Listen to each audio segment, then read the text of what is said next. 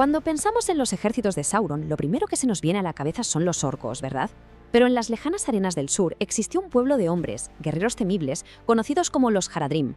Ahora bien, ¿eran simplemente peones del mal o hay una historia mucho más profunda detrás de ese famoso estandarte de la serpiente negra? Hoy vamos a intentar desenmascarar a los hombres del sur. Para entenderlos de verdad, primero vamos a ver cómo su propio nombre es en realidad una etiqueta que les pusieron sus enemigos. Después exploraremos cómo eran, su cultura guerrera, y nos sumergiremos en una historia de conflicto que se extiende durante milenios. Analizaremos su papel, que fue crucial en la Guerra del Anillo, y por último descubriremos qué fue de ellos cuando Sauron finalmente cayó. Y vamos a empezar por algo que es, bueno, absolutamente fundamental. El nombre con el que todo el mundo los conoce, Haradrim, no es el suyo. Es el nombre que les dieron sus mayores enemigos, y solo ese detalle ya lo cambia todo. Fijaos qué sencillo. La palabra Harad significa simplemente sur, en la lengua élfica que se usaba en Gondor. Es como si nosotros llamáramos norteños a todo lo que hay más allá de una frontera. Gondor usaba esta etiqueta súper genérica para una región enorme, llena de reinos, pueblos y culturas diferentes, metiéndolos a todos en el mismo saco. Para poner un poco de orden en su mapa mental, la Finte de Gondor hablaba del Harad cercano y del Harad lejano. Pero ojo, esto no significa que abarcaran todo el continente del sur, ni mucho menos. Eran términos totalmente relativos, definidos solo por lo cerca o lejos que estaban de sus propias fronteras. Una vez más, vemos esa visión del mundo completamente centrada en Gondor. Así que, tenemos Haradrim o sureños para la gente de Gondor. Luego los hobbits los llamaban Suertings, nombres puestos por otros, siempre desde la distancia. Y la gran pregunta es, ¿cómo se llamaban ellos a sí mismos? Pues ese es uno de los mayores misterios que nos dejó Tolkien. Nos presenta a un pueblo sin nombre propio, una cultura sin voz en la historia que leemos. Vale, si no podemos usar su propio nombre, ¿qué sabemos de ellos? ¿Cómo eran? Vamos a intentar construir un retrato de estos guerreros basándonos en los pocos fragmentos que nos dejaron precisamente sus enemigos. La imagen que nos llega es potentísima, ¿eh? Vestían de un rojo escarlata muy vivo, iban adornados con oro y bronce, blandían esas espadas curvas, las cimitarras y, por supuesto, la imagen que todos tenemos en la cabeza, cargaban a lomos de los gigantescos Mumakil.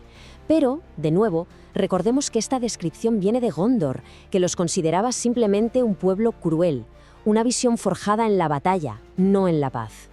Y es que, lejos de ser un pueblo homogéneo, un bloque, Tolkien nos deja claro que había una gran diversidad entre ellos. La gente del Harad cercano, los que estaban más próximos a Gondor, tenían la piel morena y el pelo negro.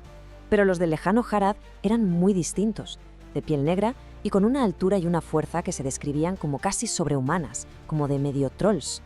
¿Y qué hay de su lengua? Durante muchísimo tiempo, la única palabra que creíamos tener de su idioma era Incanus, que es uno de los nombres de Gandalf. Se pensaba que era un término Haradrim que significaba, de forma bastante reveladora, espía del norte. Parecía la pieza clave que nos faltaba del puzzle. Pero, ¿era todo tan sencillo? ¿Podíamos fiarnos de una simple nota preliminar de un autor que, como sabemos, revisaba y cambiaba su mundo constantemente? La verdad sobre el lenguaje de los Haradrim resultó ser mucho más esquiva de lo que parecía. Pues no. Al final, fue el propio Tolkien quien se retractó. Un año después, aclaró que Incanus era en realidad una palabra en Quenya, una lengua élfica. Y con ese simple cambio, la única supuesta palabra que teníamos de los Haradrim se desvaneció.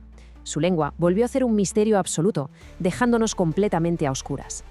Y esta falta de una identidad propia que vemos en los textos, esta ausencia de su voz, se refleja perfectamente en su historia. Es un relato trágico, moldeado no por sus propias decisiones, sino por la sombra constante de poderes mucho más grandes y por siglos y siglos de guerra.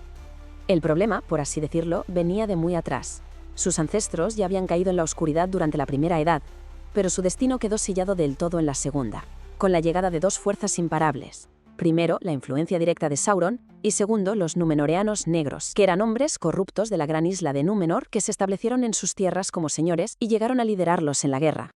Todo este odio heredado desembocó en una guerra larguísima contra Gondor. Fue un conflicto de milenios, un tira y afloja constante centrado en el control del puerto de Umbar.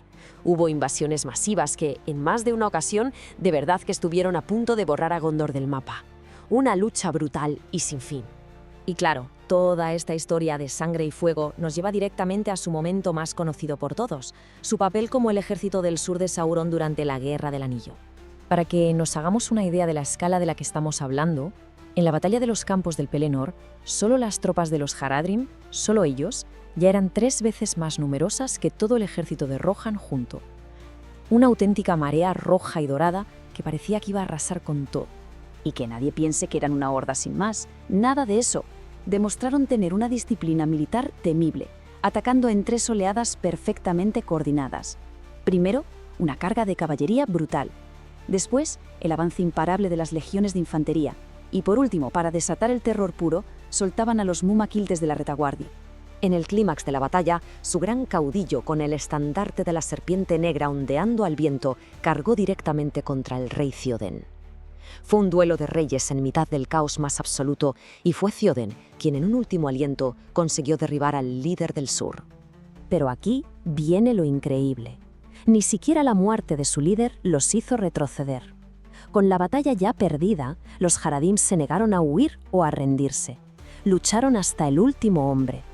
Una muestra de lealtad fanática, o quién sabe, de un fatalismo sombrío, de saber que ya no había vuelta atrás para ellos.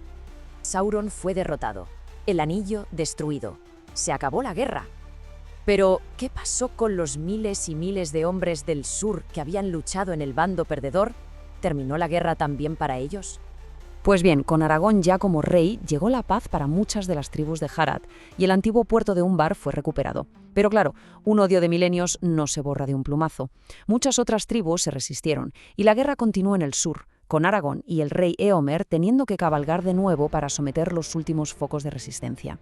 Y esto nos lleva de vuelta al principio.